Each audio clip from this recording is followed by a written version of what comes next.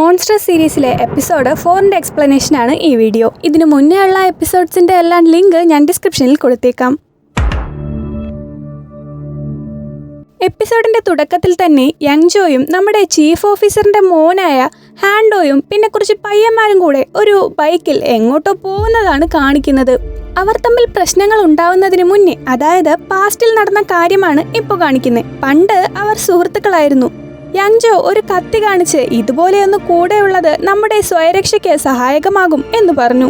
ഇനി പ്രസന്റിലേക്ക് വന്നാൽ കൗണ്ടി ഓഫീസിൽ കറുത്ത മഴ നനഞ്ഞവരെയൊക്കെ ബലമായി പിടിച്ചുകെട്ടി ഒരു റൂമിൽ കൊണ്ടിരുത്തുവാണ്. അവരുടെ കൂട്ടത്തിൽ തളർന്ന അവശയായി ഇരിക്കുന്നുണ്ട് നമ്മുടെ സോജിൻ. യങ്ജോയും അവന്റെ ഒരു കൂട്ടുകാരന് കമ്പ് കൊടുത്ത് ഇവരെ നോക്കാൻ പറഞ്ഞു. അവിടെ കെട്ടിയിട്ടിരുന്നവർ ദയവായി എന്നെ വിട്, എനിക്ക് കുഴപ്പമൊന്നുമില്ല എന്നൊക്കെ പറഞ്ഞ് കരയുന്നുണ്ട്. നമ്മുടെ ചീഫ് ഓഫീസറും നായകനും കൂടി വേറൊരു വഴിയിലൂടെ സിറ്റിയിലേക്ക് പോകുന്നു. അപ്പോൾ ന്യൂസിൽ ആ ബ്ലാക്ക് റെയിൻ കാരണം സിറ്റിയിൽ ഒരു വൈറസ് പടരുന്നുണ്ടെന്ന് കാണിച്ചു. ഇത് കൗണ്ടി ഓഫീസിലെ ടിവിയിൽ കണ്ട് യങ്ജോ, ദേ ഞാൻ പറഞ്ഞില്ലേ ആ നശിച്ച മഴയാണ് എല്ലാത്തിനും കാരണമെന്ന്. ഇപ്പൊ കണ്ടോ, കൗണ്ടി ഓഫീസിലുണ്ടായിരുന്ന എല്ലാവർക്കും തങ്ങളെ ആരെങ്കിലും രക്ഷിക്കാൻ വരുമെന്നുള്ള പ്രതീക്ഷ നഷ്ടമായി തുടങ്ങി. എന്റെ ബസ് പുറത്ത് പാർക്ക് ചെയ്തിട്ടുണ്ട്, നമുക്ക് എല്ലാവർക്കും അതിൽ കയറി രക്ഷപ്പെടാം എന്ന് ഒരുത്തൻ പറഞ്ഞു. എന്നാൽ പുറത്തിറങ്ങിയ ഇൻഫെക്റ്റഡ് ആയവർ ഉപദ്രവിക്കും. യങ്ജോ ഗവർണർ സമ്മതിച്ചാൽ പുറത്തുള്ളവരെയൊക്കെ കൊന്ന് ഇവിടെ നിന്ന് രക്ഷപ്പെടാമെന്ന് പറഞ്ഞു. എന്നാൽ ഗവർണർ പുറത്തുള്ളവരും മനുഷ്യരല്ലേ, അവരെ അങ്ങനെ കൊല്ലാൻ പറ്റുമോ എന്ന് കരുതി സമ്മതിച്ചില്ല. അത് കഴിഞ്ഞ് സോജിന്റെ പാസ്റ്റ് ആണ് കാണിക്കുന്നത്. അവൾ ഒരു ക്ലാസ്സിൽ പഠിപ്പിച്ചുകൊണ്ടിരിക്കുകയാണ്. അത് കഴിഞ്ഞ് കീഹൂണിനെ വിളിച്ച് മകളെ പിക്ക് ചെയ്യണമെന്ന് ഓർമ്മിപ്പിച്ചു. കീഹൂണാണെങ്കിൽ അത്യാവശ്യമായ മീറ്റിംഗ് ഉണ്ട്, എനിക്ക് പറ്റില്ല, നീ പോയി കൊച്ചിനെ പിക്ക് ചെയ്യുന്നു പറഞ്ഞ് കോള് കട്ടാക്കി. ഇപ്പോഴേ ഓൾറെഡി ലേറ്റ് ആയി. സോജിൻ ധൃതി വെച്ച് മോളെ പിക്ക് ചെയ്യാൻ വേണ്ടി പോയി.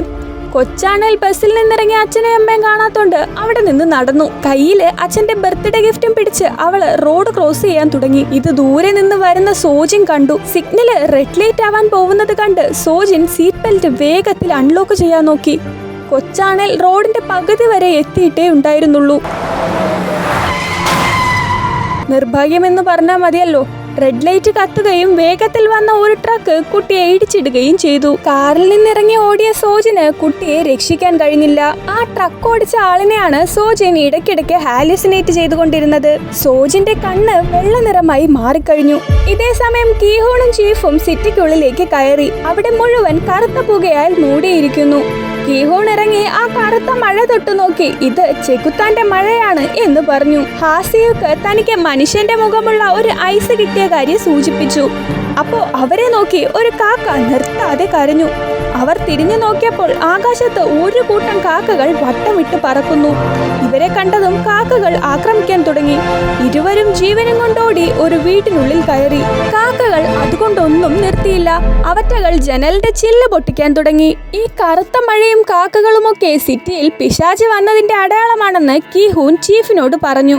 മാത്രവുമല്ല, ആ കറുത്ത മഴ പിശാച് വരാൻ പോകുന്നുണ്ടെന്ന കാര്യം അറിയിക്കാൻ വേണ്ടിയുള്ള വാണിംഗ് ആയിരുന്നു. അല്ലാതെ അതുവഴി ഒരു വൈറസും ഉണ്ടാവില്ല.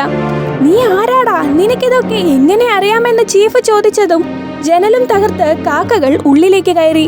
ഇത് കണ്ട് ഞാൻ ദേ ഇപ്പ വരാം എന്ന് പറഞ്ഞ് കീഹൂണ് വീടിനുള്ളിലേക്ക് ഓടി.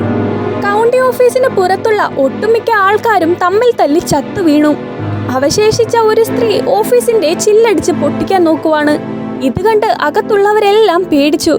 അപ്പോഴും ബസ് ഡ്രൈവർ ഗവർണറിനോട് പറയുന്നുണ്ട് നമുക്കെല്ലാവർക്കും പോവാമെന്ന്. എന്നാലും ഗവർണർ ദേ ഈ ചെക്കന്റെ അമ്മ വരാന്ന് പറഞ്ഞതല്ലേ, നമുക്ക് കുറച്ചു നേരം കൂടി വെയിറ്റ് ചെയ്യാം എന്ന് പറഞ്ഞു. എന്നാൽ യങ്ജോ ഇവന്റെ അമ്മയല്ലേ, വരുന്ന വഴിക്ക് തന്നെ അവര് ചത്തു കാണും എന്ന് പറഞ്ഞു.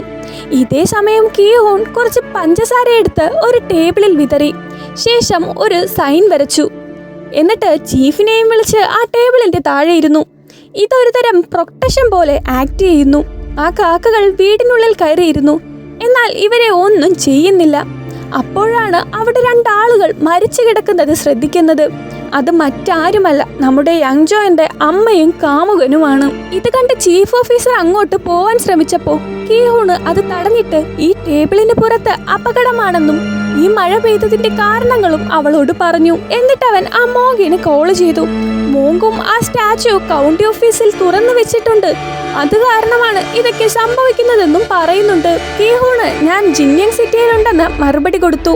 ആ സ്റ്റാച്ചുവിന്റെ കണ്ണിൽ നോക്കുന്നവർ നരകത്തിൽ എത്തപ്പെടും, ലോലഹൃദയർക്ക് അത് കൂടുതൽ അപകടമാണ്. കീഹൂൺ ആ കണ്ണു മൂടാനുള്ള മന്ത്രം ബുദ്ധിസ്റ്റിന്റെ ഒരു ബുക്കിലുണ്ട്, അതൊന്ന് വായിച്ചു നോക്കി തിരിച്ചു വിളിക്കാൻ പറഞ്ഞ് കോള് കട്ടാക്കി. സോജിന്റെ ഹാലൂസിനേഷനിൽ അവളിപ്പോൾ ഒരു പോലീസ് സ്റ്റേഷനിലാണ്. പോലീസുകാരോട് അവൾ എന്തൊക്കെയോ കരഞ്ഞു പറയുന്നു.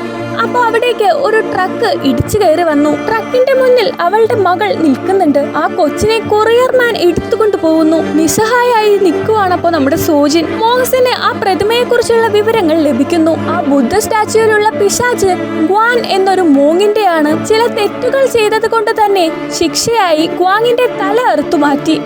അതിൽ പിന്നെ ആ ടെമ്പിളിന് ചുറ്റും തലയില്ലാതെ അയാൾ അലയാൻ തുടങ്ങി. ആ സ്റ്റാച്യൂവിൽ നോക്കുന്നവർ മറ്റുള്ളവരെ വെറുപ്പോടെ നോക്കുകയും കൊല്ലാനും ശ്രമിക്കും. ആ സ്റ്റാച്യൂവിന്റെ പവർ വളരെ വലുതായതുകൊണ്ട് തന്നെ ടെമ്പിളിലെ എല്ലാ മോങ്സിനെയും വിളിച്ചു കൂട്ടാൻ അവർ തീരുമാനിച്ചു. ഇതേ സമയം കീഹോണും ചീഫും കൂടെ തിരിച്ച് കാറിലേക്ക് കയറാൻ വേണ്ടി അവിടെ നിന്നിറങ്ങി ഓടി. കീഹോണ് കാറിൽ താഴെക്കിടന്ന ചെളി വാരി തേച്ച് ആ സൈൻ വരച്ച് കാർ എടുത്തു.